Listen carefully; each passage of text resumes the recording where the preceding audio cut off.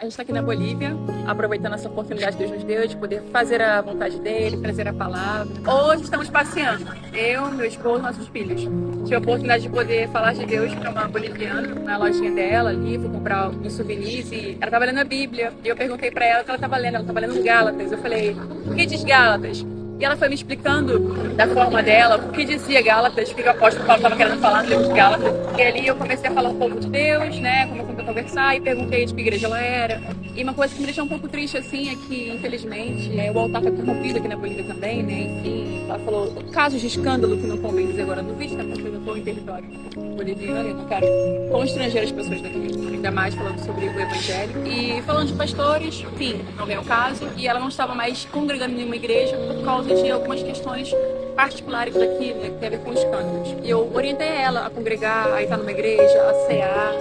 E uma coisa que ela deixou claro para mim é que de vez em quando os testemunhos de Jeová visitam, ou seja, a importância do trabalho missionário, de nós evangelizarmos, de nós buscarmos as pessoas, irmos até as almas, a importância da igreja em sair das quatro paredes. E ela é uma cristã, é evangélica, e não tem pessoas que a visitam, que comungam, que falam com ela. A outra parte ruim dessa história, e do outro lado, que é alguns minutos de carro, nós vamos entrar novamente no Brasil, é que os brasileiros não te recebem bem, nós, Ministério de Fora.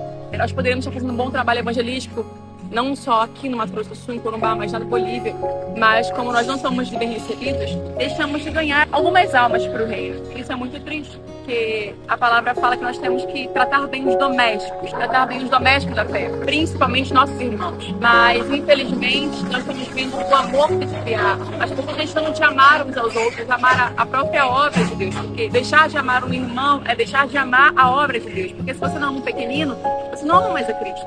Então, a gente está muito preocupadas com os cultos de quatro paredes. Nós apresentamos um trabalho bom para alguns líderes espirituais, fazer evangelismo fora da igreja, fazer rodas de conversa com jovens, porque infelizmente a ideologia de gênero tem tomado as igrejas também, a mente dos jovens, e nós ouvimos vamos sim fazer, Promessa. e nada aconteceu, promessas que não foram cumpridas. Por isso o adversário está ganhando território. Eu não vim aqui pregar a igreja, eu não preciso disso. Um foco nas quatro paredes. Eu gosto do campo, foi para isso que Deus me chamou.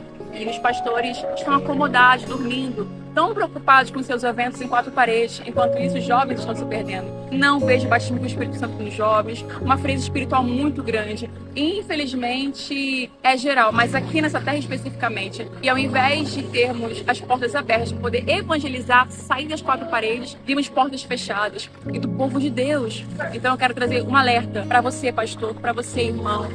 Para você que tem a oportunidade de fazer o evangelismo fora, faça, porque as almas estão perecendo. E outras vertentes, que se dizem cristãs, estão ganhando espaço no nosso lugar. Estamos perdendo as almas, por estarmos focados em roupa de festa, em congressos, em pessoas famosas, na internet, em estruturas religiosas, e deixando de ganhar campo, deixando de ganhar almas, deixando de converter pessoas, de edificar os cristãos que estão abandonados. Como essa senhora é só de souvenir. Eu quero deixar para você essa meditação. Tive fome e não me deste de comer.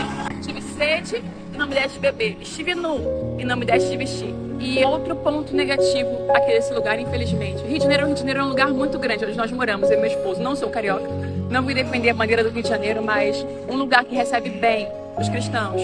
Pode ser pobre, pode morar numa favela, é o Rio de Janeiro.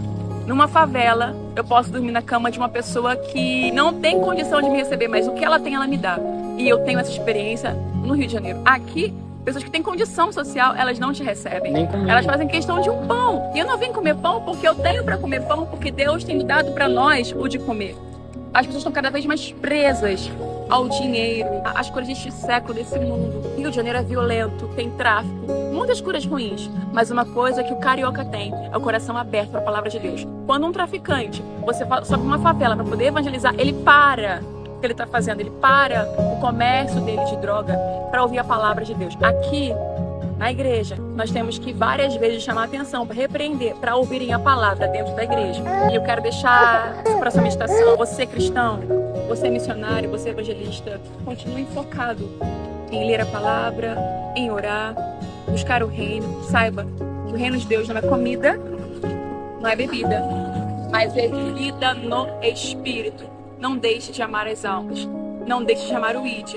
faça, não por dinheiro, por status ou por like, mas faça por amor, em primeiro lugar, a Cristo e depois pelas almas. Eu gostaria de deixar isso registrado porque nós estamos sendo com missão cumprida, eu creio, e batendo os nossos sapatos. Porque nós fizemos aquilo que o Senhor colocou em 2 meses no nosso coração nessa cidade, nesse país também chamado Bolívia e nesse estado chamado Mato Grosso do Sul.